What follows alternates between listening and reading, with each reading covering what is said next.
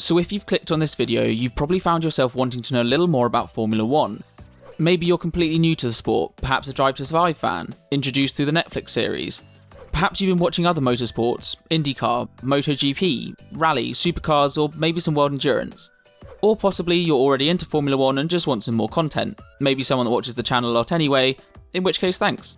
But regardless of if you're new or experienced, old or young, hopefully this series can help you to learn just a little bit more about the world's best motorsport. Just don't tell the Formula E fans I said that. JK, love you really, FE. Now, there's a lot to cover, but don't worry, the aim of the series is information broken down into smallish videos, each covering a different topic.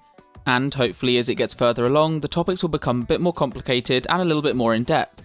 Also, feel free to suggest what things you'd want to see covered down in the comments. But before getting to all of that, the obvious place to start is right at the beginning and with the basics. Hey guys, it's Taran and welcome to the On Track channel and to F1 Explained. Before we get going, do make sure to give the video a thumbs up if you enjoy it always helps out with YouTube's algorithm, and don't forget to subscribe if you want to see some more F1 content. Now with that out of the way, let's get into the video and F1 Explained, F1 Basics.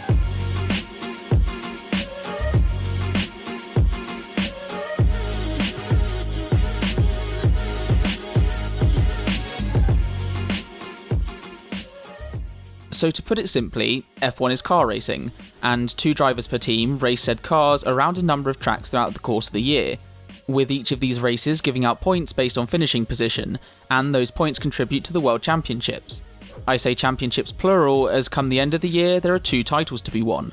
The first is the Drivers' Championship, which as you would expect is awarded to the driver that finished the season with the most points. And then you have the Constructors' title, which goes to the team that by the end of the year has the highest points total. So put simply in F1, points mean prizes. And come the end of the year, each team's final position in the standings will determine how much prize money they get, with the top team getting the most and then the team that finishes last getting the least. So in summary for the structure, drivers and teams compete in each race awards points, those points are added up over the season, with the total determining where the drivers and teams finish in their respective championships. So that's where F1 is nowadays, but obviously to end up here, you'd have to start somewhere too. So to get to where we are today, F1 had to have a beginning, and it did. Way back in 1947, with the first race taking place then, and the first World Championship beginning at Silverstone in 1950, which for some context makes the series just a little older than McDonald's, Superglue and Tom Hanks, and exactly the same age to the day as Stevie Wonder. And that age means that as of recording in the 2022 season, is the 73rd Formula 1 World Championship. But who competes in these championships I've just mentioned? Well, for starters, there are currently 10 teams taking part, with each having 2 full-time drivers. There's always rumours of new teams joining the grid, but for now in 2022, I'll go through the 10 we have. We have Mercedes, who've won the most Constructors' Championships in a row. Red Bull, who has the current Drivers' Champion, Max Verstappen. Ferrari, F1's most historic team with the most championship wins all time. McLaren, a historically successful British team. Alpine, previously Renault, the sport's French outfit. AlphaTauri, which while competing as their own team also acts as the junior/sister team for Red Bull. Aston Martin, owned by Canadian billionaire Lawrence Stroll and have had a lot of money injected in recent years. Then there's Williams, a historically small team that gained great success from creativity and ingenuity, but for the past few years, well, let's just say they've at least tried. Then you've got Alfa Romeo, who are actually Sauber, with Alfa as the title sponsor. And finally Haas, the only current American team, and one that doesn't have the best track record when it comes to sponsorships and business decisions. I'd recommend searching for Haas and Rich Energy if you're looking for some top-class comedy. Okay, so that's the teams we have competing. Don't worry, there'll be more in-depth videos on teams and drivers in the future. But for now, whereabouts do said teams race their cars? As of 2022, there's meant to be 22 races. It was originally 23, but thankfully Russia has been booted off the calendar. I mean, even before March 2022, it was already F1's most hated circuit.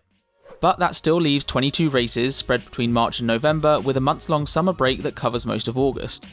It's also not always the same number of races every year, as in general the trend has been for the calendar to increase in size as the sport grows. But for now at least, there's 4 tracks in North America, that's 1 in Canada and Mexico, with 2, soon to be 3 races in the United States, 1 South American race in Brazil, 1 based in Australia, 2 currently in Asia with Japan and Singapore, although China is also meant to be returning at some point. Then you've got 3 in the Middle East, will be 4 once Qatar joins, and finally the biggest portion of the calendar is based in Europe, currently housing 11 races. So yeah, pretty global, though one place still being worked on is a potential event in South Africa, but for now at least, 5 out of 6 continents isn't bad. And no, I'm not forgetting there's 7 continents, but like, come on, Antarctic racing, really? So hopefully now with this little starter to F1 Explained, you'll be a bit more familiar with the who, what, where and when of Formula 1. With 2 drivers per team, 10 teams currently competing, 22 races in an expanding calendar, with each race yielding points, and the winners being the drivers or teams with the most points at the end of the year.